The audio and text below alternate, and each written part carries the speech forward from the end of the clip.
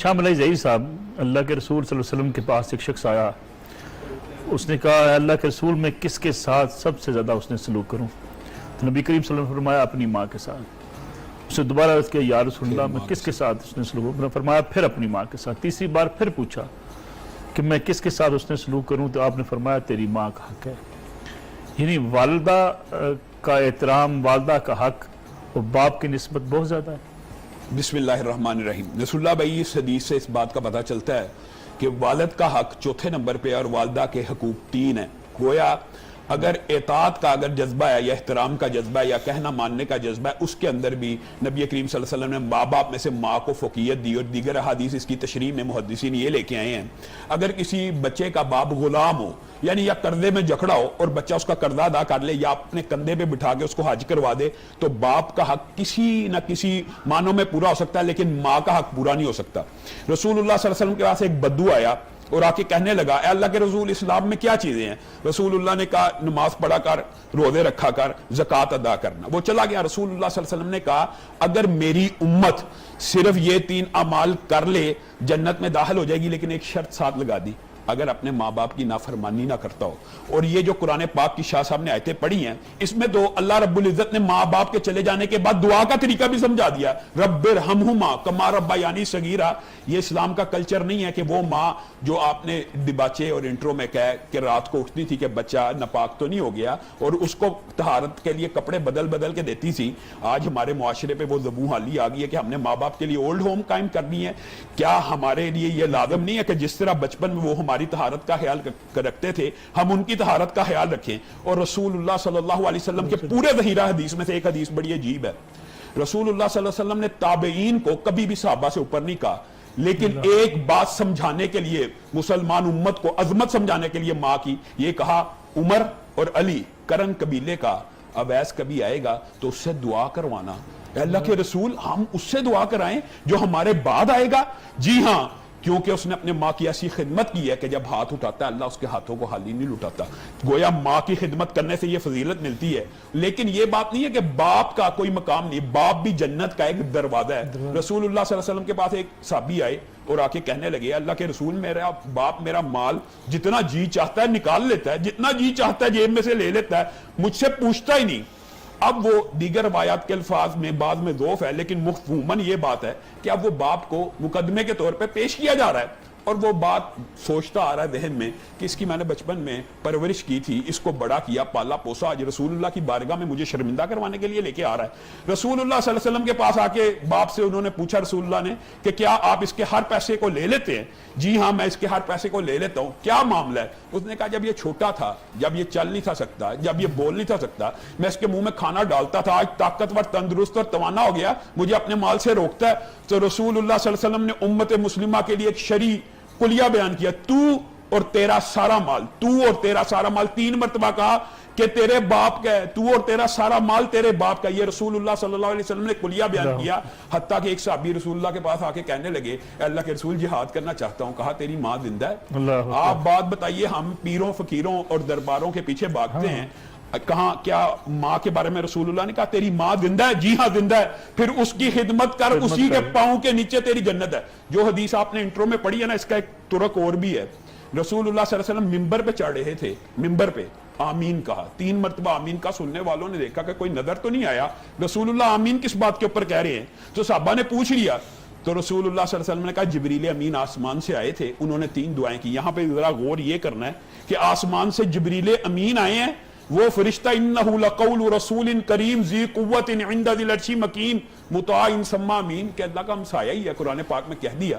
وہ آ کے دعا کر رہا ہے، اور اس کو دعا کرنے کا حکم بھی تو اللہ نہیں دیا ہوگا، اپنی مرضی سے فرشتے بولتے نہیں، اور آمین کون کہہ رہے ہیں؟ رسول اللہ صلی اللہ علیہ وسلم۔ اور وہ 3 دعائیں رسول اللہ نے بتلا دی۔ ایک دعا یہ تھی کہ جس نے رمضان کا مہینہ پایا، اپنے آپ کو جہنم سے آزاد نہ کروایا، وہ ناکام ہو گیا، نامراد ہو گیا، خاک آلود ہوگی اس کی ناک۔ دوسری دعا یہ تھی کہ جس کے سامنے محمد صلی اللہ علیہ وسلم کا نام لیا جائے اور وہ بغض اور جیلسی کی وجہ سے درود نہ بھیجے، ناکام و نامراد ہو گیا۔ اور تیسری بات کہ جس کے ماں باپ اس کی زندگی میں موجود ہوں، ان دونوں کو پائے یا ان میں سے کسی ایک کو پائے اور اپنے آپ کو جہنم سے آزاد نہ کروائے۔ گویا جہنم سے آزادی کا پروانہ والدین کی خدمت ہے۔ پھر یہ فرمایا کہ اللہ کے رسول صلی اللہ علیہ وسلم نے काश मेरी माँ जिंदा होती, मैं मिंबर पे खड़ा होता, मुझे और वो आवाज मुझे देती मोहम्मद, और मैं नमाज तोड़ के वापस मैं मिंबर पे नहीं, मैं नमाज में होता और मुझे आवाज देती, मैं नमाज तोड़ता। रसूलुल्लाह सल्लल्लाहु अलैहि वसल्लम के जो आंसुओं के वाकयात हैं, जब रसूलुल्लाह सल्लल्लाहु अलैहि वसल्लम की वालिदा फोत हुई है, 6 साल की उम्र थी, और रसूलुल्लाह सल्लल्लाहु अलैहि वसल्लम भाग भाग के अपनी माँ से लिपट रहे थे,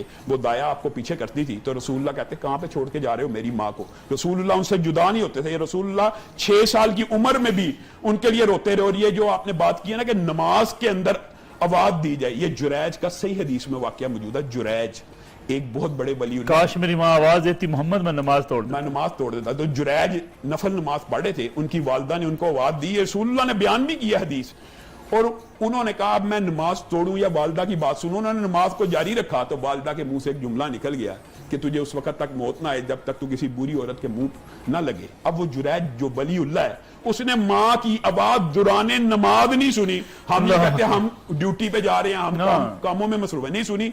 हुआ ये कि जुरैज के साथ ये मामला हुआ कि एक औरत ने उनको बहलाने की कोशिश की, वो ना बहले, वलीउल्लाह थे।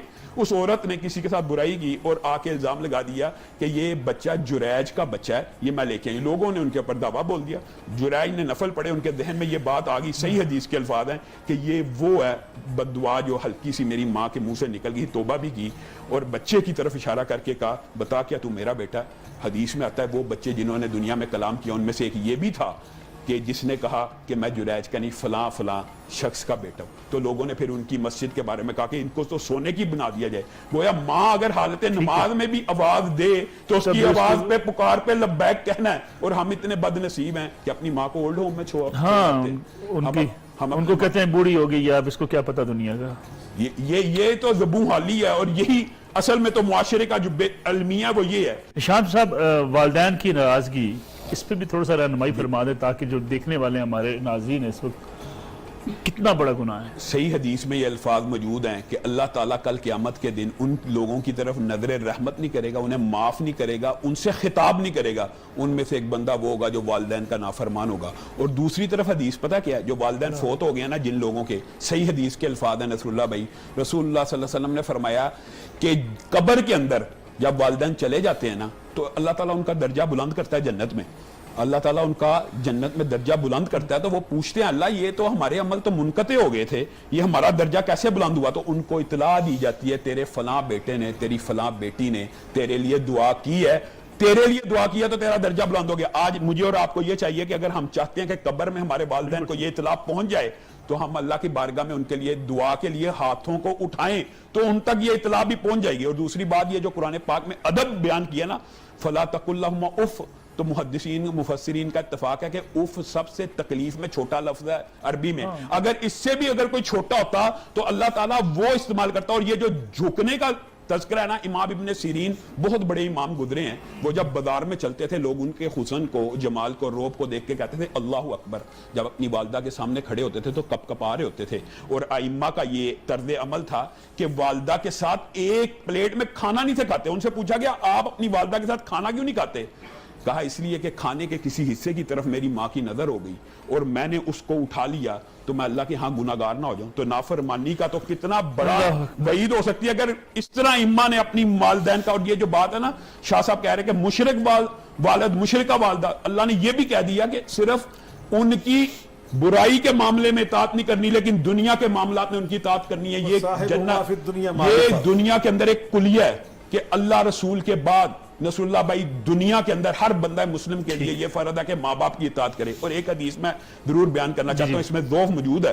हजरत अलकमा की हदीस में, अब ये नाफरमानी के हवाले से पूछा ना, तो रसूलुल्लाह सल्लल्लाहु अलैहि वसल्लम के सहाबी हैं, वो आखिरी वक़्त है, नज़ा का आलम है, साहबा कह रहे हैं कलमा पढ़ो, कलमा नहीं अदा हो रहा, कलमा नहीं अदा हो रहा, सहाबी रसूल है। तो रसूलुल्लाह सल्लल्लाहु अलैहि वसल्लम को ये इत्तला पहुंची तो रसूलुल्लाह ने कहा इसकी वालिदा को बुलाओ। वालिदा को बुलाया, कहा बेटे से नाराज तो नहीं हो। कहा बेटे ने बड़ी अच्छी खिदमत की है, लेकिन एक बात दिल में मौजूद है, सिर्फ दिल में, कि मेरे आगे तेज तेज बोलता था, सिर्फ गाली नहीं था देता, बुरा भला नहीं था कहता। हमारे स्कूलों में तो ये तरबियत दी जाती है, वालिद और वालिद, आपको क्या पता, हमें पता है, ये तेज तेज बोलता। तो रसूलुल्लाह ने कहा लकड़ियां इकट्ठी करो, इसको आग लगा दो। वालिदा ने कहा रुक जाओ, ये क्या कर रहे हो मेरे बेटे को। रसूलुल्लाह सल्लल्लाहु अलैहि वसल्लम ने कहा अगर यहाँ माफ नहीं करेंगी तो आगे तो आग में ही जलेगा। अल्लाह इतनी बड़ी तो रसूलुल्लाह सल्लल्लाहु अलैहि वसल्लम ने जैसे एक वालदा ने माफ किया उसी वक्त कलमा पड़ा और नदा के आलम में।